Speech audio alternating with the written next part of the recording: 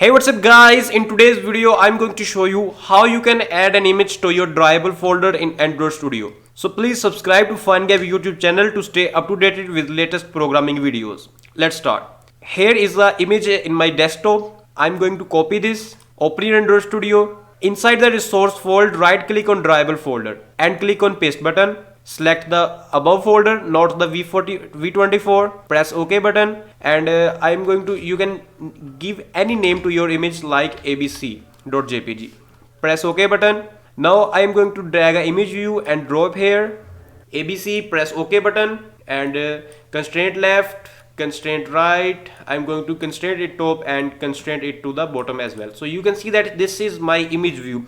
By using this technique, you can insert an image in Android Studio. Guys, I hope that you must like this video, and if you have any question related to this tutorial, you can ask me in the comment section. We will try to answer your question. Finally, thanks for watching.